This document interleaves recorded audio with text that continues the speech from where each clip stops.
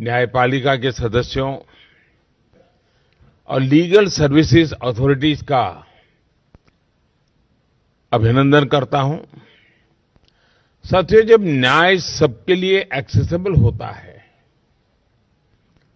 Timely होता है, जब न्याय सोशल या फाइनेंशियल बैकग्राउंड देखे बिना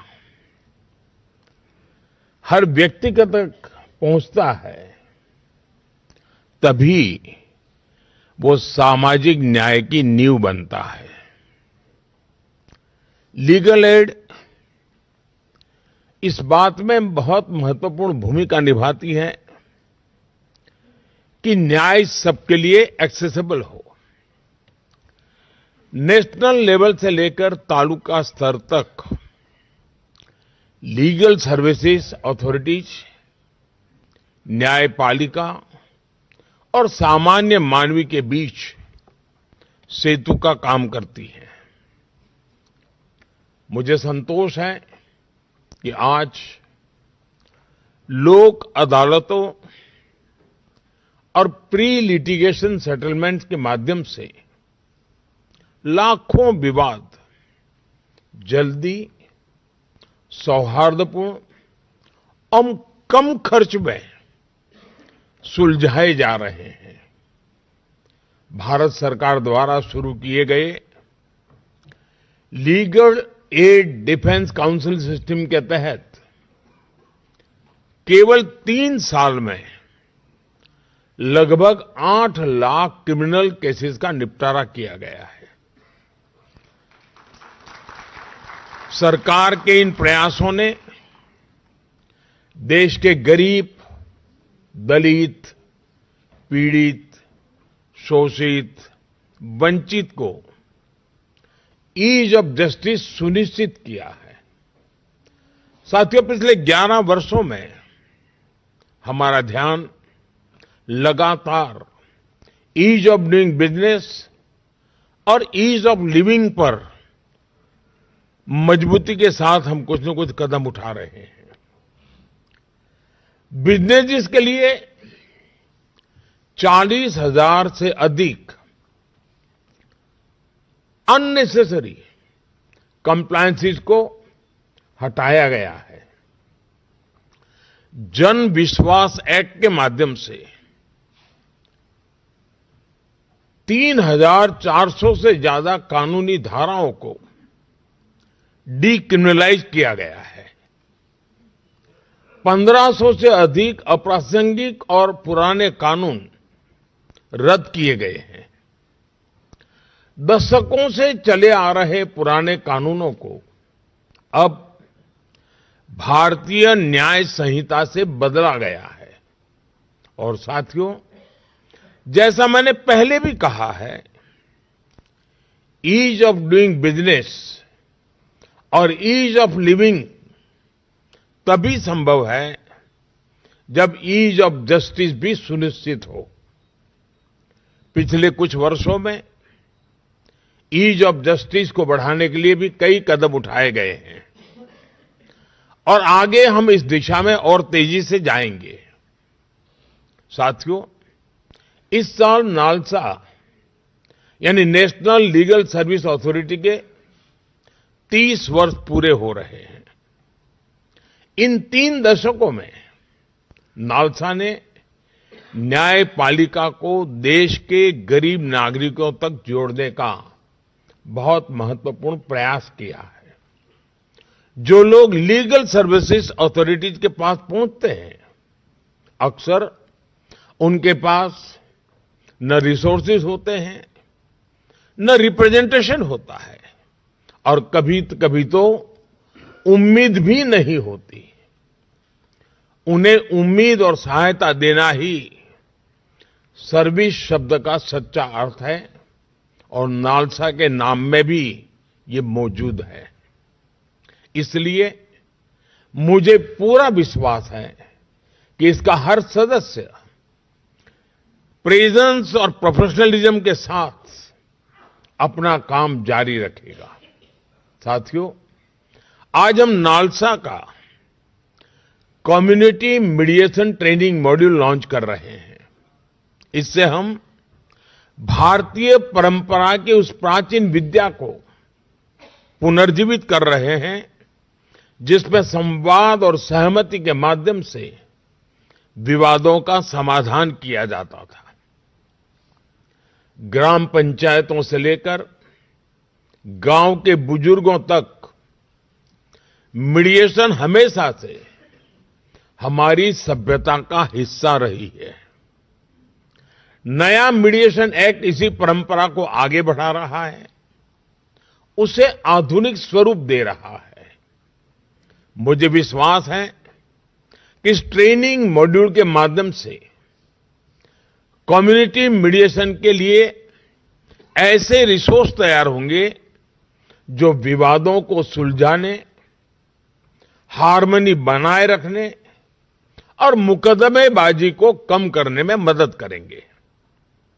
साथियों, टेक्नोलॉजी निश्चित तौर पर एक डिसरप्टिव शक्ति है, लेकिन अगर उसमें प्रो पीपल फोकस हो तो वही टेक्नोलॉजी लोकतांत्रिकरण की शक्ति बन जाती है।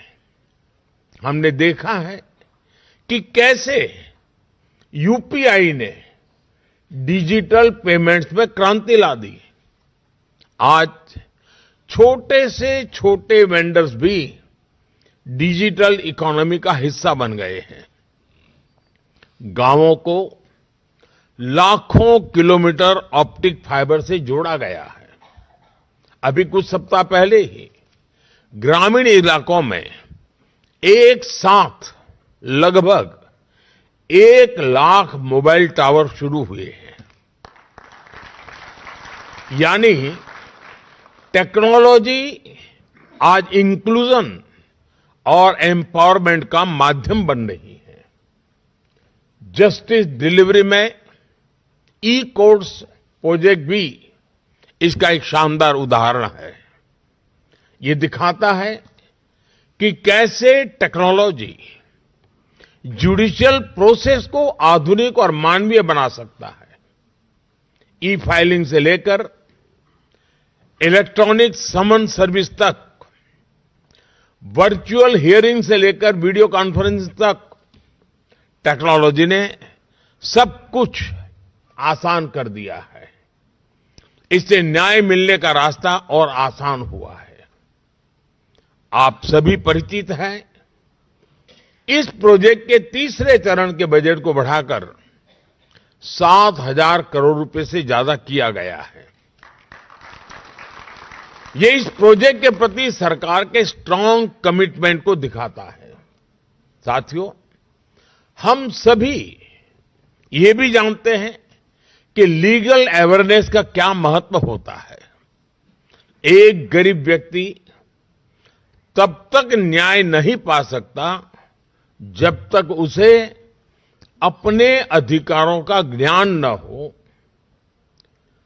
वह कानून को न समझे और सिस्टम की कॉम्प्लेक्सिटी से डर महसूस करता रहे।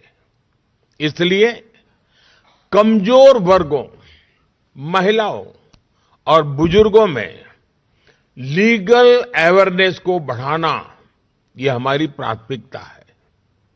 आप सभी और हमारी अदालतें इस दिशा में निरंतर प्रयास करते रहे हैं।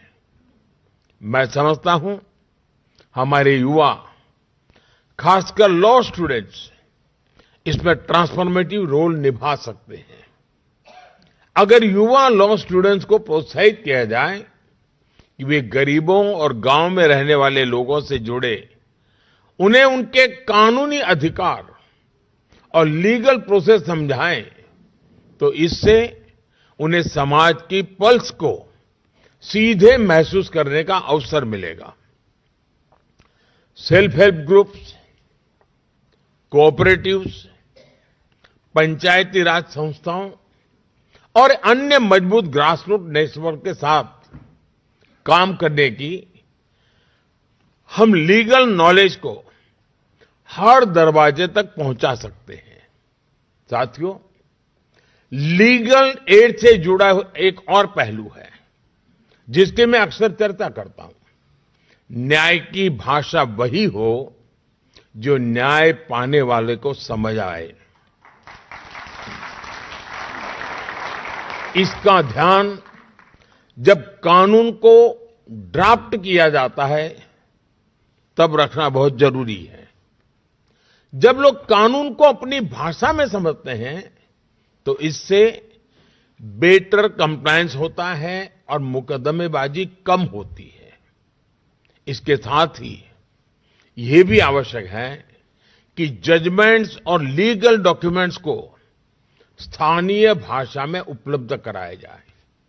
ये वाकई बहुत सराहनीय है कि सुप्रीम कोर्ट ने 80,000 से अधिक जजमेंट्स को 18 भारतीय भाषाओं में अनुवाद करने की पहल की है। मुझे पूरा विश्वास है यह प्रयास आगे हाई कोर्ट्स और जिला स्तर पर भी जारी रहेगा। साथियों, जब हम विकसित भारत की दिशा में आगे बढ़ रहे हैं तो लीगल प्रोफेशन, जुडिशियल सर्विसेज और इससे जुड़े सभी लोगों से भी मैं आग्रह करता हूं कि वे यह कल्पना करें कि जब हम स्वयं को एक विकसित राष्ट्र कहेंगे तो हमारा जस्टिस डिलीवरी सिस्टम कैसा होगा। उस दिशा में हमें मिलकर आगे बढ़ना है। मैं नालसा पूरी लीगल फ्रेटर्निटी और जस्टिस डिलीवरी से जुड़े सभी लोगों को बहुत बहुत बधाई देता हूं। मैं एक बार फिर आप सभी को इस आयोजन की शुभकामनाएं देता हूं।